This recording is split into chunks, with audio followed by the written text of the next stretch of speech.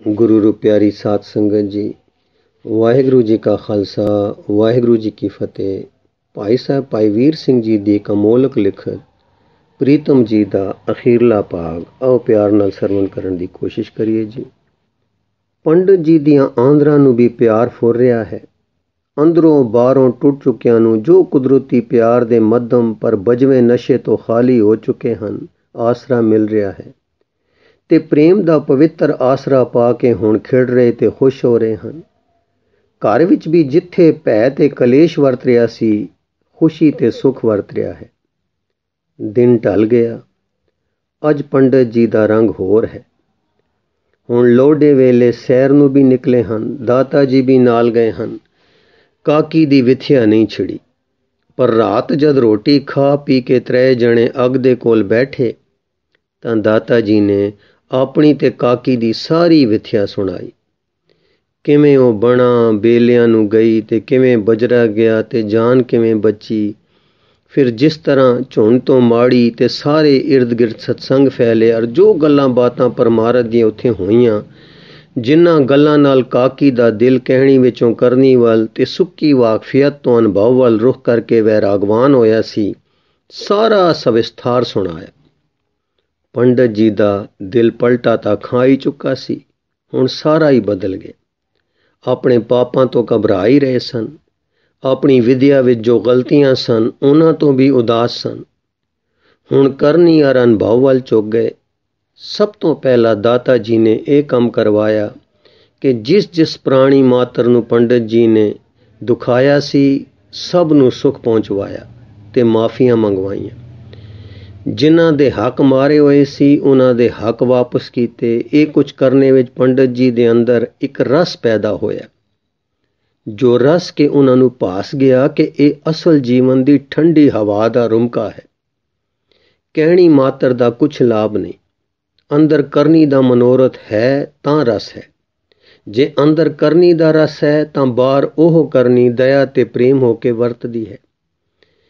ਇਸ ਤੋਂ ਮਗਰੋਂ ਪ੍ਰੇਮ ਦਾ ਉਹ ਸਾਰਾ ਕਿੱਸਾ ਜੋ ਮਾੜੀ ਵਿੱਚ ਵਰਤਿਆ ਸੀ, ਪੰਡਤ ਜੀ ਨੂੰ ਸਮਝ ਵਿੱਚ ਆਇਆ ਤੇ ਉਹਨਾਂ ਦੇ ਹਿਰਦੇ ਵਿੱਚ ਵੀ ਪ੍ਰੀਤਮ ਜੀ ਦੇ ਦਰਸ ਦੀ ਪਿਆਸ ਲੱਗ ਪਈ। ਦਾਤਾ, ਪ੍ਰੀਤਮ ਜੀ ਦੇ ਦਰਸ਼ਨ ਦਾ ਵੇਲਾ ਨੇੜੇ ਹੈ। ਤੁਹਾਡੇ ਵਿੱਚ ਉਹਨਾਂ ਦੀ ਯਾਦ ਤੇ ਪਿਆਰ ਪੈਦਾ ਹੋ ਗਿਆ ਹੈ। ਇਹੋ ਇੱਕ ਤਾਕਤ ਹੈ ਜੋ ਉਹਨਾਂ ਨੂੰ ਮਿਲਾਉਂਦੀ ਹੈ। ਪਰ ਤੁਸੀਂ ਸੇਵਾ ਵਧੀਕ ਕਰੋ ਤਾਂ ਜੋ ਮੈਲ ਕਾਈ ਛੇਤੀ ਘਟੇ ਔਰ ਚਾਨਣ ਨੂੰ ਦੇਖ ਕੇ ਚੱਲ ਲੈਣ ਦੀ ਤੁਹਾਡੇ ਮਨ ਦੇ ਨੈਣਾਂ ਨੂੰ ਆਦਤ ਪਵੇ। ਮਾਤਾ ਪਿਤਾ ਦੇ ਇਧਰ ਆਤਮਾ ਦਾ ਸੁਧਾਰ ਹੋ ਰਿਹਾ ਸੀ, ਉਧਰ ਆਪਣੀ ਕਹਿਣੀ ਤੇ ਕਰਨੀ ਵਿੱਚ ਸੁਧਰ ਚੁੱਕੀ ਕਾਕੀ ਦੇ ਮਿਲਣ ਦੀ ਸਦਰ ਵੱਧ ਰਹੀ ਸੀ। ਜਿਨ੍ਹਾਂ ਦਾ ਉਜੜਿਆ ਖੇੜਾ ਵਸ ਪਿਆ, ਉਖਰ ਮਨ ਹਰਿਆ ਹੋ ਗਿਆ, ਸੜ ਚੁੱਕੀ ਰੂਹ ਸੁਰਜੀਤ ਹੋ ਆਈ, ਉਹਨਾਂ ਦੀ ਖੁਸ਼ੀ ਦੀ ਕਿਹੜੀ ਹੱਦ ਹੋ ਸਕਦੀ ਸੀ। ਪਰ ਦਾਤਾ ਜੀ ਨਹੀਂ ਚਾਹੁੰਦੇ ਸਨ ਕਿ ਕਾਕੀ ਨੂੰ ਅਜੇ ਇੱਥੇ ਆਂਦਾ ਜਾਵੇ। ਕਾਰਨ ਇਹ ਸੀ ਕਿ ਕੰਨਿਆ ਮਾੜੀ ਤੇ ਇਰਦ ਗਿਰਦ ਪ੍ਰੀਤਮ ਜੀ ਦੇ ਪ੍ਰੇਮ ਸੰਦੇਸ਼ ਯਾਨੀ ਸ਼ਬਦ ਸੋਹਿਲੇ ਦਾ ਪ੍ਰਚਾਰ ਕਰ ਰਹੀ ਸੀ। ਭਾਵੇਂ ਪੰਡਤ ਪੰਡਤਾਣੀ ਜੀ ਬਹੁਤ ਉਤਾਵਲੇ ਸਨ, ਪਰੰਤੂ ਹੁਣ ਦਾਤਾ ਜੀ ਪਰ ਪੂਰਨ ਵਿਸ਼ਵਾਸ ਸੀ ਤੇ ਉਹ ਪੰਡਤ ਜੀ ਨੂੰ ਉਸ ਆਦਰਸ਼ ਦੇ ਪ੍ਰੇਮੀ ਬਣਾ ਰਹੇ ਸੀ ਜਿਸ ਦੀ ਪ੍ਰੇਮਣ ਕਾਕੀ ਹੋ ਚੁੱਕੀ ਸੀ, ਤਾਂ ਜੋ ਮੇਲ ਹੋ ਕੇ ਫਿਰ ਕੋਈ ਮਤਭੇਦ ਉਦਾਸੀ ਨਾ ਲਿਆਵੇ। ਉਧਰ ਉਹ ਦਾਸ ਦੀ ਮਰਜ਼ੀ ਨੂੰ ਸੁਖਦਾਤੀ ਸਮਝਦੀ ਸੀ, ਉਧਰ ਉਹ ਉਸ ਦੀ ਮਰਜ਼ੀ ਨੂੰ ਸੁਖਦਾਤੀ ਸਮਝਦੇ ਸਨ। ਕੁਝ ਸਮਾਂ ਹੋਰ ਲੰਘਿਆ। ਦੇਖੋ ਅੱਜ ਕੀ ਦਰਸ਼ਨ ਦਿਖਾਈ ਦੇ ਰਿਹਾ ਹੈ। ਫਗਵਾੜੇ ਤੋਂ ਇੱਕ ਬਹਿਲੀਆਂ ਦੀ ਕਤਾਰ ਟੁਰੀ ਜਾ ਰਹੀ ਹੈ। ਇੱਕ ਬਹਿਲੀ ਵਿੱਚ ਤਾਂ ਪੰਡਤ ਪੰਡਤਾਣੀ ਜੀ ਤੇ ਉਹ ਵਿਦਵਾਨ ਕਾਕੀ ਹੈ। ਦੂਸਰੇ ਵਿੱਚ ਭਾਈ ਜੀਵਣਾ ਵੈਦ ਜੀ ਤੇ ਪਰਿਵਾਰ ਹੈ। ਅਗਲੀ ਵਿੱਚ ਦਾਤਾ ਜੀ ਨੂੰ ਕੁੱਟਣ ਵਾਲੇ ਮੋਤੀ ਜੀਵਣਾ ਦੇ ਘਰ ਦੇ ਨੌਕਰ ਦਾਤਾ ਜੀ ਦੇ ਪਿਆਰ ਵਿੱਚ ਰੱਤੇ ਬੈਠੇ ਹਨ। ਪਿੱਛੇ ਬਹਿਲਾਂ ਵਿੱਚ ਪੰਡਤ ਜੀ ਦੇ ਹੱਥੋਂ ਸੱਤੇ ਹੋਏ ਤੇ ਹੁਣ ਵਰਸਾਏ ਹੋਏ ਕੁਝ ਲੋਕ ਹਨ ਜੋ ਇਸ ਆਪਣੇ ਭਾਗਾਂ ਦੇ ਪਰਤੇ ਨੂੰ ਕਿਸੇ ਪ੍ਰੀਤਮ ਜੀ ਦੀ ਮਿਹਰ ਦਾ ਫਲ ਸਮਝ ਕੇ ਪਹਿਲੇ ਹੈਰਾਨ, ਫਿਰ ਸ਼ਰਧਾਲੂ ਤੇ ਅੰਤ ਦਾਤਾ ਜੀ ਦੇ ਉਪਦੇਸ਼ ਸੁਣ ਕੇ ਪ੍ਰੇਮੀ ਹੋ ਗਏ ਹਨ। ਇਸ ਦੇ ਮਗਰ ਉਹ ਲੋਕ ਮਹਿਲੀਆਂ ਵਿੱਚ ਸਵਾਰ ਹਨ ਜੋ ਜਿਹਲਮ ਤੇ ਝੰਨਾ ਦੀ ਸਨ ਵਿੱਚ ਤੇ ਲਾਗੇ ਕਿਨਾਰਿਆਂ ਦੇ ਕਿਸੇ ਪਿੰਡੋਂ 2 ਕਿਸੇ ਪਿੰਡੋਂ 4 ਇਕੱਠੇ ਹੋ ਕੇ ਪ੍ਰੀਤਮ ਜੀ ਦੇ ਪਿਆਰੇ ਹੋ ਚੁੱਕੇ ਹਨ। ਇਹ ਸਾਰਾ ਸੰਗ ਜਿਉਂਦਿਆਂ ਦਾ ਹੈ। ਸੀਨੇ ਦੇ ਅੰਦਰ ਪਿਆਰੇ ਸਿਰਜਣਹਾਰ ਦਾ ਸਿਮਰਨ ਹੈ। ਉਸ ਸਿਮਰਨ ਵਿੱਚ ਖਿੱਚ ਹੈ ਤੇ ਖਿੱਚ ਵਿੱਚ ਬਿਰਹਾ, ਸਦਰ, ਸਿੱਖ, ਆਸ ਤੇ ਸ਼ੁਕਰ ਸਮਿਲਿਤ ਹੈ। ਜੋ 5 ਸਵਾਦਾਂ ਨੂੰ ਮਾਣਦੇ ਤੇ ਦਿਨ ਰਾਤ 5 ਹੀ ਸਵਾਦਾਂ ਦੇ ਲੱਭਣ, ਮਾਣਨ ਤੇ ਮਿਲਦੇ ਰਹਿਣ ਦੇ ਤਰਲੇ ਵਿੱਚ ਵਕਤ ਗੁਜ਼ਾਰਦੇ ਹਨ, ਉਹ ਪਸ਼ੂਆਂ ਤੇ ਜੀਵ ਜੰਤੂਆਂ ਤੋਂ ਚਿਹਰੇ ਕਿਕੋ ਹਨ। 5 ਹੀ ਸਵਾਦਾਂ ਦੀ ਢੂੰਡ ਵਿੱਚ ਜਾਨਵਰ ਫਿਰਦੇ ਹਨ ਤੇ 5 ਹੀ ਰਸਾਂ ਵਿੱਚ ਮਗਨ ਰਹਿੰਦੇ ਹਨ। ਜੇ ਆਦਮੀ ਦੀ ਉਮੰਗ, ਯਤਨ ਤੇ ਪ੍ਰਾਪਤੀ ਦਾ ਹੱਦ ਬੰਨਾ ਵੀ ਇੰਨਾ ਹੀ ਹੈ ਤਾਂ ਆਦਮੀ ਇੱਕ ਜਾਨਵਰ ਹੈ ਜੋ ਹੋਰਨਾਂ ਨਾਲੋਂ ਵਧੇਕ ਚੰਚਲ ਤੇ ਵਧੇਕ ਛਲੀਆ ਹੈ। ਜੇ ਆਦਮੀ ਐਵੇਂ ਕਹਿ ਸਕਦਾ ਹੈ ਕਿ ਮੇਰੇ ਵਿੱਚ ਇੱਕ ਉੱਚੇ ਦਰਜੇ ਦਾ ਜੀਵਨ ਹੈ ਜਿਸ ਦੇ ਮੁਕਾਬਲੇ ਤੇ ਜਾਨਵਰ ਮੁਰਦਾ ਹਨ, ਤਦ ਉਸ ਦਾ ਕਹਿਣਾ ਕਥਨੀ ਮਾਤਰ ਹੈ, ਵਿਅਰਥ ਹੈ। ਕਿਉਂਕਿ ਜੇ ਮਨੁੱਖ ਦੀ ਉਮੰਗ, ਉਤਸ਼ਾਹ, ਯਤਨ ਤੇ ਪ੍ਰਾਪਤੀ ਦਾ ਮੈਦਾਨ ਪਸ਼ੂਆਂ ਸਮਾਨ 5 ਹੀ ਰਸਾਂ ਤੱਕ ਹੈ, ਤਦ ਕੀ ਉਹ ਵੀ ਜਾਨਵਰਾਂ ਵਾਂਗੂ ਨਹੀਂ ਹੈ? ਉਸ ਜੀਵਨ ਦੇ ਸਾਹਮਣੇ ਜੋ ਸਿਵਾ ਮਨੁੱਖ ਦੇ ਕਿਸੇ ਵੀ ਜੂਨ ਵਿੱਚ ਪ੍ਰਾਪਤ ਨਹੀਂ ਹੈ। ਕਹਿਣੇ ਮਾਤਰ ਨਾਲ ਕੋਈ ਜੀਵਨ ਪਦਵੀ ਪਾ ਤਾਂ ਨਹੀਂ ਲੈਂਦਾ। ਬ੍ਰਹਮ ਰਸ, ਰਾਮ ਰਸ, ਆਤਮ ਰਸ, ਨਾਮ ਰਸ, ਪ੍ਰੇਮ ਰਸ, ਜਿਸ ਰਸ ਨੂੰ ਇਸ ਤਰ੍ਹਾਂ ਦੇ ਨਾਵਾਂ ਨਾਲ ਪ੍ਰਗਟ ਕੀਤਾ ਜਾਂਦਾ ਹੈ, ਉਹ ਰਸ ਕੇਵਲ ਮਨੁੱਖ ਦੇਹੀ ਵਿੱਚ ਹੀ ਪ੍ਰਾਪਤ ਹੋ ਸਕਦਾ ਹੈ।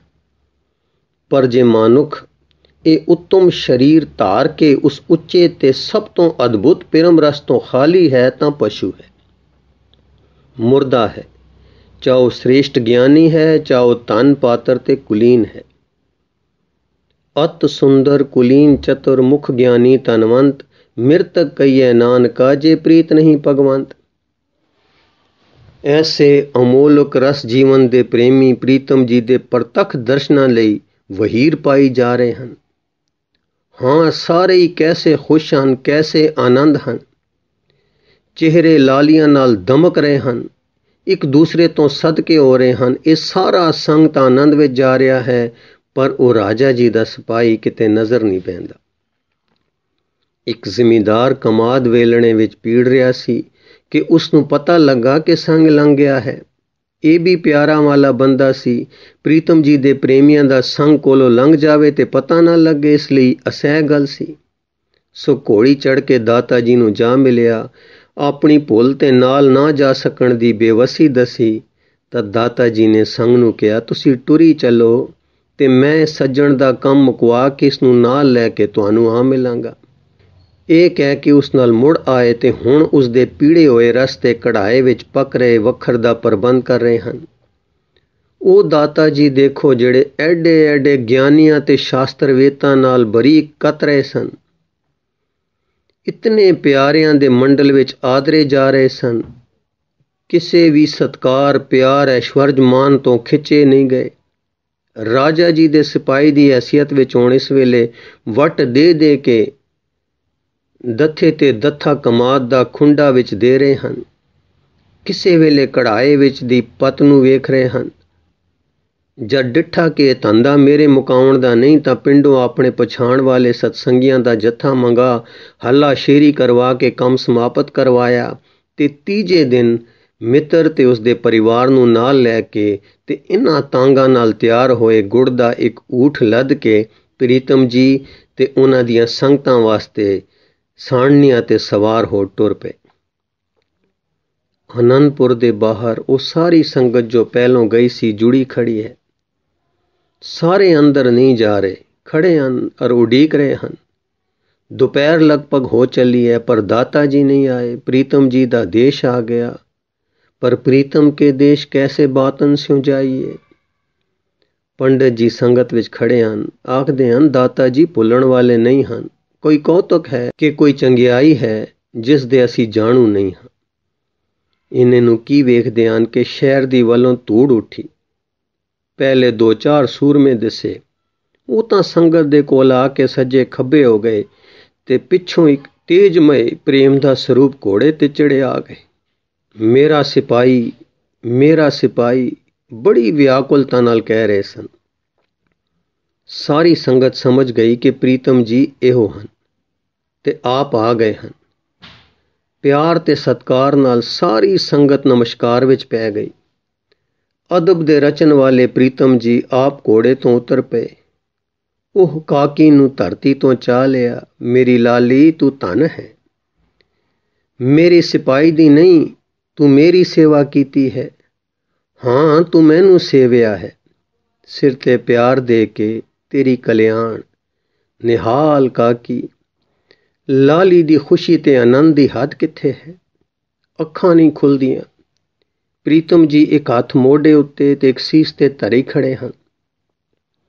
ਇਸ ਦੇ ਸਰੀਰ ਵਿੱਚੋਂ ਇੱਕ ਥਰਰ ਥਰਰ ਬਿਜਲੀ ਦੀ ਰੌਂ ਲੰਘ ਰਹੀ ਹੈ। ਮਨ ਵਿੱਚ ਮਾਨੋ ਗੁੰਮ ਗਿਆ। ਆਪਾ ਆਪੇ ਵਿੱਚ ਟਿਕ ਗਿਆ। ਇਹ ਰੰਗ ਲੰਘ ਕੇ ਫਿਰ ਕੰਬੀ। ਵਾਹ ਵਾਹ, ਅਸਚਰਜ ਹੈ। ਇਸ ਤਰ੍ਹਾਂ ਦੇ ਭਾਵ ਲੰਘੇ। ਸ਼ੁਕਰ ਹੈ ਦਾ ਭਾਵ ਆਇਆ। ਨੈਣ ਜਲ ਭਰੇ ਹੋ ਗਏ। ਹੈਂ, ਮੈਂ ਜੋ ਨਾਸਤਕ ਸਾਂ, ਮੈਂ ਜੋ ਅੰਨੀ ਸਾਂ, ਮੈਂ ਜੋ ਮੁਰਦਾ ਸਾਂ, ਕੀ ਇਸ ਯੋਗ ਹਾਂ ਕਿ ਜੀਵਨ ਦਾਤੇ ਦੇ ਪਵਿੱਤਰ ਹੱਥ ਮੇਰੇ ਸੀਸ ਤੇ ਧਰੇ ਜਾਣ। ਮੈਂ ਜੋ ਚੰਨਾਂ ਦੇ ਤਰੰਗਾਂ ਵਿੱਚ ਮੌਤ ਢੂੰਡ ਰਹੀ ਸਾਂ, ਜੀਵਨ ਪਦ ਦੇ ਮਾਲਕ ਦੇ ਪਿਆਰੇ ਹੱਥਾਂ ਵਿੱਚ ਜੀਦਾਨ ਪਾ ਰਹੀ ਹਾਂ। ਅੱਖਾਂ ਖੋਲ੍ਹਦੀ ਹੈ ਪਰ ਛੱਪਰ ਨਹੀਂ ਉੱਠਦੇ। ਸਿਰ ਚੁੱਕਦੀ ਹੈ, ਸਿਰ ਨਹੀਂ ਉੱਠਦਾ। ਪ੍ਰੇਮ ਦਾ ਮੀਂਹ ਪੈ ਰਿਹਾ ਹੈ। ਲੂੰ ਲੂੰ ਵਿੱਚੋਂ ਧਨ ਧਨ ਦੇ ਫੁਹਾਰੇ ਛੁੱਟ ਰਹੇ ਹਨ। ਹੁਣ ਫਿਰ ਆਪਣਾ ਆਪ ਭੁੱਲ ਗਿਆ। ਮੈਂ ਕੌਣ ਹਾਂ ਤੇ ਕਿੱਥੇ ਹਾਂ, ਵਿਸਰ ਗਿਆ। ਪ੍ਰੀਤਮ ਹੈ, ਪ੍ਰੀਤ ਹੈ, ਪ੍ਰੇਮੀ ਹੈ ਤੇ ਤ੍ਰੈਆਂ ਦਾ ਇੱਕ ਮੇਲ ਹੋ ਕੇ ਰਸ ਰੂਪ ਧਾਰ ਰਿਹਾ ਹੈ। ਪ੍ਰੇਮ ਰਸ ਦਾ ਮੀਂਹ ਵਸ ਰਿਹਾ ਹੈ। ਸਾਰੀ ਸੰਗਤ ਦੇ ਲੂਆਂ ਵਿੱਚ ਸਿੰਜਰ ਰਿਹਾ ਹੈ। ਜੋ ਨਿਰੀਆਂ ਗੱਲਾਂ ਤੇ ਗੱਪਾਂ ਨਾਲ ਸ਼ੁੱਧ ਬਣਦੀ ਹੁੰਦੀ ਸੀ, ਇਸ ਵੇਲੇ ਬਿਮਲ ਵਿੱਚ ਨਿਰਮਲ ਹੋਈ ਡੁੱਬੀ ਪਈ ਹੈ।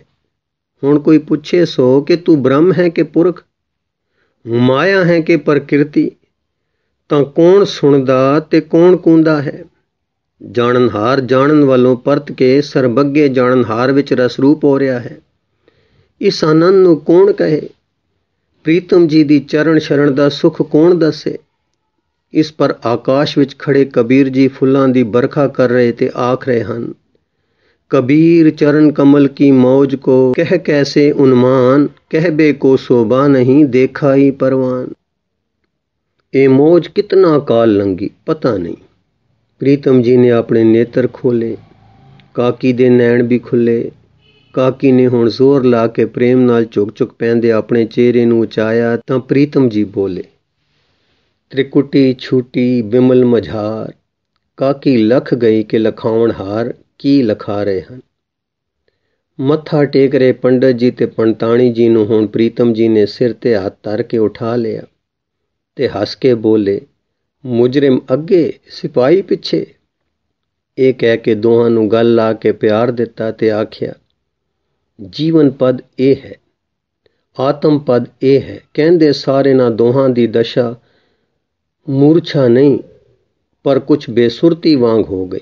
ਕੀ ਦੇਖਦੇ ਹਨ ਕਿ ਜੀਕੂ ਵੇਲਣੇ ਵਿੱਚੋਂ ਵੜੇਵੇਂ ਡਿੱਗਦੇ ਹਨ, ਉੱਕਰ ਪਾਪ ਚੜ ਰਹੇ ਹਨ ਤੇ ਅਸੀਂ ਸਾਫ਼ ਹੁੰਦੇ ਜਾ ਰਹੇ ਹਾਂ। ਇਉਂ ਨਿਰਮਲ ਹੁੰਦੇ ਫੁੱਲ ਦੀ ਤਰ੍ਹਾਂ ਹੌਲੇ ਹੁੰਦੇ ਗਏ, ਮਾਨੋ ਸਰੀਰ ਦਾ ਭਾਰ ਹੀ ਨਹੀਂ ਰਿਹਾ। ਤਾਂ ਸਤਿਗੁਰੂ ਜੀ ਨਿਹਾਲ ਨਿਹਾਲ ਕਹਿੰਦੇ ਵੈਦ ਜੀ ਵੱਲ ਝੁਕੇ, ਆ ਮੇਰੇ ਕਾਵਾਂ ਤੇ ਮੱਲਮ ਲਾਉਣ ਵਾਲਿਆ ਮਿੱਤਰਾ, ਆ ਮੇਰੀਆਂ ਬੇਹੋਸ਼ੀਆਂ ਖੋਲਣ ਵਾਲਿਆ, ਆ ਕਲੇਜੇ ਲੱਗ। ਇਹ ਕਹਿ ਕੇ ਵੈਦ ਜੀ ਨੂੰ ਗੱਲ ਲਾਇਆ ਤੇ ਆਖਿਆ, ਨਿਹਾਲ ਸਿੱਖਾਂ ਨਿਹਾਲ। ਵੈਦੰਗੀ ਵੀ ਟੁਰੀ ਹੀ ਚੱਲੂ। ਫਿਰ ਪਿਆਰ ਦੇਂਦਿਆਂ ਵੈਦ ਜੀ ਨੂੰ ਵੀ ਆਤਮ ਅਰੋਗਤਾ ਬਖਸ਼ੀ। ਇੱਕੋ ਵੇਰ ਹੀ ਉਹ ਝਲਕਾ ਵੱਜ ਗਿਆ ਜਿਸ ਦੀ ਲਾਲਸਾ ਲੈ ਕੇ ਆਇਆ ਸੀ। ਇਸ ਤਰ੍ਹਾਂ ਫਿਰ ਭਾਈ ਜੀਵਣੇ ਨੂੰ ਤਾਰਦੇ ਜੀ ਜੀ ਨੂੰ ਮਿਲੇ, ਜੀ ਜੀ ਨੂੰ ਨਿਹਾਲ ਕੀਤਾ। ਅਚਰਜ ਦਰਸ਼ਨ ਹੈ। ਕੋਲ ਫੁੱਲਾਂ ਦਾ ਮਾਨੋ ਸਰੋਵਰ ਭਰਿਆ ਖੜਾ ਹੈ ਤੇ ਇੱਕੋ ਸੂਰਜ ਨੇ ਸਭ ਨੂੰ ਖੇੜਾ ਲਾ ਦਿੱਤਾ ਹੈ। ਹਰ ਕੋਲ ਫੁੱਲ ਵਿੱਚ ਸਮਾ ਰਿਹਾ ਤੇ ਹਰ ਨੂੰ ਆਪਣੇ ਵਿੱਚ ਧਿਆਨ ਮਗਨ ਕਰ ਰਿਹਾ ਹੈ। ਹਰ ਕੋਲ ਫੁੱਲ ਵਿੱਚ ਉਸੇ ਦਾ ਸਾਰਾ ਹੋ ਕੇ ਝਲਕ ਰਿਹਾ ਹੈ। ਇਹ ਹਨ ਪ੍ਰੀਤਮ ਜੀ, ਜਿਨ੍ਹਾਂ ਨੂੰ ਪ੍ਰੀਤਮ ਜੀ ਕਹਿੰਦਿਆਂ ਦਾਤਾ ਜੀ ਵਰਗੇ ਬੀਤਰਾਗ ਤੇ ਅਤੀਤ ਰਿਖਿਆ ਮੁਨੀਆਂ ਨਾਲੋਂ ਵੀ ਅਤੀਤ ਹਿਰਦੇ ਵਾਲੇ ਸੱਜਲ ਨੇਤਰਾਂ ਤੋਂ ਹੰਝੂ ਕੇਰਿਆ ਕਰਦੇ ਸਨ। ਇਹ ਉਹ ਪ੍ਰੀਤਮ ਜੀ ਹਨ ਜੋ ਇਸ ਵੇਲੇ ਪਿਆਰਿਆਂ ਦੀ ਖਾਤਰ ਇੱਕ ਭਾਰੀ ਸਜੇ ਹੋਏ ਦਰਬਾਰ ਨੂੰ ਛੱਡ ਕੇ ਆਏ ਹਨ। ਨਹੀਂ, ਜੋ ਦੁਖੀਆਂ ਦੇ ਸੁਖਦਾਈ ਹੋਣ ਲਈ ਸੱਚਖੰਡ ਦੇ ਰੰਗ ਨੂੰ ਛੱਡ ਕੇ ਇਸ ਲੋਕ ਵਿੱਚ, ਮਾਤ ਲੋਕ ਵਿੱਚ ਆ ਕੇ ਨਿਰੰਜਨੀ ਜੋਤ ਜਗਾ ਰਹੇ ਹਨ। ਕਿਸ ਤਰ੍ਹਾਂ ਆਪਣੇ ਪ੍ਰੇਮੀਆਂ ਵਿੱਚ ਖੜੇ ਲੱਸ ਰਹੇ ਹਨ। ਕਦੇ ਇਸ ਵੇਲੇ ਰਾਜਾ ਜੀ ਦੇ ਸਿਪਾਹੀ ਜੀ ਹੋਣ ਔਰ ਆਪਣੇ ਪ੍ਰੀਤਮ ਜੀ ਨੂੰ ਪਿਆਰਿਆਂ ਦੇ ਮੰਡਲ ਵਿੱਚ ਵੇਖਣ ਤਾਂ ਸਦਕੇ ਹੋ ਜਾਣ। ਕੀ ਸਿਪਾਹੀ ਦੇ ਜੀ ਵਿੱਚ ਇਹ ਸਦਰ ਨਹੀਂ ਹੈ? ਉਹ ਤਾਂ ਇਸ ਦਰਸ਼ਨ ਨੂੰ ਸਾਰੇ ਬ੍ਰਹਿਮੰਡ ਤੋਂ ਸਸਤਾ ਸਮਝਣ, ਆਪਣੇ ਸੀਸ ਤੋਂ ਖਰੀਦਣਾ ਵੀ ਸਸਤਾ ਜਾਣਨ, ਪਰ ਕਰਨ ਕੀ? ਉਹ ਨਿਜ ਨੂੰ ਪ੍ਰੀਤਮ ਜੀ ਦਾ ਬੇਖਰੀਦ ਤੇ ਹੁਕਮੀ ਬੰਦਾ ਸਮਝਦੇ ਹਨ। ਜਿਸ ਕੰਮ ਵਿੱਚ ਪਿੱਛੇ ਅਟਕੇ ਸਨ, ਆਪਣੇ ਜਾਣੇ ਪ੍ਰੀਤਮ ਜੀ ਦੇ ਹੁਕਮ ਵਿੱਚ ਅਟਕੇ ਸਨ, ਹੁਣ ਤਾਏ ਆ ਰਹੇ ਹਨ, ਮਾਰੋ ਮਾਰ ਕਰ ਰਹੇ ਹਨ, ਪਰ ਵੇਲੇ ਸਿਰ ਨਹੀਂ ਪਹੁੰਚ ਸਕੇ। ਇਹ ਦਰਸ਼ਨ ਨਹੀਂ ਹੋਏ, ਤਾਂਗਦੇ ਸਿੱਕਦੇ ਲੋਚਦੇ ਆ ਰਹੇ ਹਨ। ਹੁਣ ਪ੍ਰੀਤਮ ਜੀ ਸਾਰਿਆਂ ਨੂੰ ਨਾਲ ਲੈ ਕੇ ਟੁਰੇ। ਦਿਲਾਂ ਦੇ ਮਾਲਕ ਦਿਲਾਂ ਨੂੰ ਜਾਣਦੇ ਹਨ ਕਿ ਇਹ ਸਾਰੇ ਰਾਜਾ ਜੀ ਦੇ ਸਿਪਾਹੀ ਦੀ ਉਡੀਕ ਵਿੱਚ ਹਨ। ਕਹਿਣ ਲੱਗੇ, ਆਓ ਚਲੀਏ, ਸਾਡੇ ਸਿਪਾਹੀ ਜੀ ਹੋਰ ਮੁਹਿੰਮ ਫਤਿਹ ਕਰ ਰਹੇ ਹਨ। ਆਓ, ਉਹ ਵੀ ਆਉਂਦੇ ਹਨ। ਪ੍ਰੇਮ ਦੀ ਤਾਰ ਵਿੱਚ ਪਰੋਤੇ ਗਏ ਪਿਆਰੇ ਜਿਸ ਤਰ੍ਹਾਂ ਚੁੰਬਕ ਨਾਲ ਲੋਹਾ ਖਿਚੀਂਦਾ ਹੈ, ਨਾਲ ਪ੍ਰੀਤਮ ਜੀ ਦੇ ਨਾਲ ਖਿਚੀਂਦੇ ਚਲੇ ਗਏ। ਕਿੱਥੇ ਗਏ? ਜਿੱਥੇ ਬੜਾ ਭਾਰੀ ਦਰਬਾਰ ਸਜ ਰਿਹਾ ਹੈ, ਜਿੱਥੇ ਆਤਮ ਜੀਵਨ ਦਾ ਸਮੁੰਦਰ ਠਾਠਾਂ ਮਾਰ ਰਿਹਾ ਹੈ, ਜਿੱਥੇ ਪਿਰਮ ਰਸ ਦਾ ਮਹਾਂ ਸਾਗਰ ਮਿੱਠੇ ਮਿੱਠੇ ਤਰੰਗ ਛੱਡ ਰਿਹਾ ਹੈ। ਸਾਰਾ ਦਰਬਾਰ ਦਾਤਾ ਜੀ ਦੀ ਕਰਨੀ ਦੇ ਸਾਕੇ ਸੁਣ ਚੁੱਕਾ ਸੀ। ਪਪੀਏ ਵਾਂਗ ਸਾਰੀਆਂ ਅੱਖਾਂ ਸਿਪਾਹੀ ਤੇ ਉਸ ਦੀਆਂ ਆਪਣੇ ਮਾਲਕ ਲਈ ਜਿੱਤ ਕੇ ਆਂਦੀਆਂ ਰੂਹਾਂ ਦੇ ਪਵਿੱਤਰ ਦਰਸ਼ਨਾਂ ਨੂੰ ਲੋਚ ਰਹੀਆਂ ਸਨ। ਜਿਸ ਵੇਲੇ ਪ੍ਰੀਤਮ ਜੀ ਸਾਰੇ ਪਿਆਰ ਦੇ ਪਰਿਵਾਰ ਨੂੰ ਲੈ ਕੇ ਦਰਬਾਰ ਵਿੱਚ ਜੁੜੇ, ਉਸ ਵੇਲੇ ਜੋ ਰਸ ਪ੍ਰੇਮ ਭਰਿਆ ਨੈਣਾਂ ਨੂੰ ਪਿਆਰ ਭਰੇ ਨੇਤਰਾਂ ਨਾਲ ਮਿਲਣ ਦਾ ਆਇਆ, ਉਹਦਾ ਰਸ ਪ੍ਰਾਪਤੀ ਤੇ ਹੀ ਆਉਂਦਾ ਹੈ। ਉਹ ਵੇਲਾ ਵੀ ਆ ਗਿਆ ਜਦੋਂ ਰਾਜਾ ਜੀ ਦੇ ਸਿਪਾਹੀ ਜੀ, ਉਹ ਚੰਨਾ ਦੇ ਦਾਤਾ ਜੀ ਵੀ ਆ ਗਏ। ਕਿਸ ਵੇਲੇ ਆਏ? ਕਿ ਜਿਸ ਵੇਲੇ ਸ੍ਰੀ ਪ੍ਰੀਤਮ ਜੀ ਆਪਣੇ ਪੂਰਨ ਸ਼ਾਂਤ ਪ੍ਰੇਮ ਤੇ ਆਨੰਦ ਰੂਪ ਵਿੱਚ ਖੜੇ ਸਨ ਤੇ ਪ੍ਰੇਮੀ ਅਡੋਲ ਇਕਾਗਰ ਮਨ ਅੱਗੇ ਖੜੇ ਸਨ। ਪ੍ਰੀਤਮ ਜੀ ਇਹਨਾਂ ਨੂੰ ਆਪਣੇ ਪਿਆਰ ਦੇ ਮੰਡਲ ਵਿੱਚ ਲੈ ਰਹੇ ਸਨ, ਜਿਸ ਨੂੰ ਲੋਕੀ ਕਹਿ ਰਹੇ ਸਨ ਕਿ ਅੰਮ੍ਰਿਤ ਛਕਾ ਰਹੇ ਹਨ। ਰਾਜਾ ਜੀ ਦੇ ਸਿਪਾਹੀ ਨੇ ਦੂਰੋਂ ਡਿੱਠਾ ਕਿ ਗੁਰੂ ਸਮੁੰਦਰ ਸਿੱਖੀ ਦੀ ਨਦੀ ਨੂੰ ਆਪਣੇ ਵਿੱਚ ਸਮਾ ਰਿਹਾ ਹੈ। ਇਹ ਨਜ਼ਾਰਾ ਸੀ ਜਿਸ ਨੂੰ ਦੇਖ ਕੇ ਆਨੰਦ ਭਰੇ ਰਾਜਾ ਜੀ ਦੇ ਸਿਪਾਹੀ ਹੋਰ ਆਨੰਦ ਹੋ ਗਏ। ਅੱਗੇ ਨਹੀਂ ਵਧੇ ਕਿ ਇਸ ਰਸ ਸੰਗਮ ਵਿੱਚ ਧਿਆਨ ਲੱਗ ਰਿਹਾ ਹੈ ਸਭ ਦਾ, ਤੇ ਫਰਕ ਨਾ ਪਵੇ। ਅਡੋਲ ਚੁਪਾਤੇ ਦੂਰ ਹੀ ਖੜੇ ਰਹੇ। ਜਦੋਂ ਇਹ ਕਾਰਜ ਹੋ ਚੁੱਕਾ ਤਾਂ ਪ੍ਰੀਤਮ ਜੀ ਵਿਆਕਲ ਹੋ ਕੇ ਤੱਕੇ ਤੇ ਬੋਲੇ, ਮੇਰਾ ਸਿਪਾਹੀ। ਦੂਸਰੇ ਛਿਨ ਵਿੱਚ ਸਿਪਾਹੀ ਦਾ ਸੀਸ ਤੇ ਪ੍ਰੀਤਮ ਜੀ ਦੇ ਦੋਹਾਂ ਚਰਨਾਂ ਦੀ ਤ੍ਰਿਪਟੀ ਇੱਕ ਰੂਪ ਹੋ ਰਹੀ ਸੀ। ਪ੍ਰੀਤਮ ਜੀ ਨੇ ਸੋਹਣਾ ਸੀਸ ਚੁੱਕਿਆ, ਗਲ ਲਾਇਆ ਤੇ ਐਂ ਘੁੱਟਿਆ ਕਿ ਅੰਗ ਸਮਾ ਲਿਆ। ਉਹ ਦੇਖੋ ਮਾਤਾ ਜੀ ਖੜੇ ਕਿਸ ਕਿਰਪਾ ਭਰੀ ਨਜ਼ਰ ਨਾਲ ਤਾਂਗ ਰਹੇ ਹਨ, ਕਿਸ ਲਾਡਲੇ ਸਪੁੱਤਰ ਨੂੰ ਪਿਆਰ ਦੇਣ। ਜਦ ਸਤਿਗੁਰਾਂ ਨੇ ਤ੍ਰੈ ਵੇਰ ਨਿਹਾਲ ਕਹਿ ਕੇ ਮਾਤਾ ਜੀ ਵੱਲ ਤੱਕਿਆ, ਤਦ ਉਹਨਾਂ ਪਿਆਰੇ ਸਪੁੱਤਰ ਨੂੰ, ਜਿਸ ਨੇ ਸਰੀਰ ਘੁਆ ਕੇ ਪਿਤਾ ਦਾ ਰਾਜ ਸਥਾਪਨ ਕੀਤਾ ਸੀ, ਆਪਣੇ ਪਿਆਰ ਤੇ ਆਤਮ ਕਿਰਪਾਲਤਾ ਦੇ ਰੰਗ ਵਿੱਚ ਰੰਗ ਲਿਆ ਤੇ ਮੱਥਾ ਸੁੰਘ ਕੇ ਬੇਟਾ ਬਲਿਹਾਰ ਕਹਿ ਕੇ ਅਚਰਜੀ ਪ੍ਰੇਮ ਤੇ ਕਿਰਪਾਲਤਾ ਵਿੱਚ ਅਸੀਸ ਦਿੱਤੀ। ਜਿਸ ਸਿਮਰਤ ਸਭ ਕਿਲਵਿਖ ਨਾਸੈ, ਪਿਤਰੀ ਹੋਏ ਉਧਾਰੋ। ਸੋ ਹਰ ਤੁਮ ਸਦ ਹੀ ਜਾਪੋ, ਜਾਂ ਕਾ ਅੰਤ ਨ ਪਾਰੋ। पूता माता की असीस, निमक न बिसरो तुमको, हर सदा भजो जगदीश रहाओ। सतगुर तुमको होए दयाला, संत संग तेरी प्रीत, कापड़ पद परमेश्वर राखी, भोजन कीर्तन नीत। अमृत पीवो सदा चिरजीवो, हर सिमरत आनंद अनंता। रंग तमाशा पूरन आशा, कबे न व्यापे चिंता। पवर तुम्हारा ए मन होवो, हर चरणा हो कौला। नानक दास उन संग लपटायो, ਜਿਉਂ ਬੂੰਦੇ ਚਾਤਰਿਕ ਮੋਲ। ਮਾਤਾ ਜੀ ਤੋਂ ਅਸੀਸ ਲੈ ਕੇ ਦਾਤਾ ਜੀ ਫੇਰ ਚਰਨਾਂ ਤੇ ਟੈਠੇ। ਹਾਂ, ਜਿਨ੍ਹਾਂ ਨੂੰ ਪ੍ਰੀਤਮ ਜੀ ਕਹਿ ਕੇ ਨੈਣਾ ਤੋਂ ਮੋਤੀਆ ਘੇਰਿਆ ਕਰਦੇ ਸਨ, ਹੁਣ ਉਸ ਪ੍ਰੀਤਮ ਜੀ ਦੇ ਚਰਨ ਕਮਲਾਂ ਤੇ ਪਿਆਰ ਦੇ ਮੋਤੀ ਘਿਰ ਰਹੇ ਹਨ। ਇਹ ਪਿਆਰੀ ਮੋਹਨੀ ਸੂਰਤ, ਇਹ ਪਿਆਰ ਨਾਲ ਪ੍ਰੇਮ ਜੀਵਨ ਦੀ ਚਰਨਾੜ ਛੇੜ ਦੇਣ ਵਾਲੀ, ਆਤਮ ਥਰਾਟ ਪੈਦਾ ਕਰਨ ਵਾਲੀ, ਪਿਰਮ ਰਸ ਦੀ ਰੌਂ ਚਲਾ ਦੇਣ ਵਾਲੀ ਔਰ ਇੱਕ ਵੇਰ ਦੇ ਕੇ ਕਦੇ ਨਾ ਮੋੜਨ ਵਾਲੀ ਮੂਰਤ ਪ੍ਰੀਤਮ ਜੀ ਕਰਕੇ ਪਿਆਰੀ ਜਾਣ ਵਾਲੀ ਸੂਰਤ ਕਿਸ ਦੀ ਹੈ?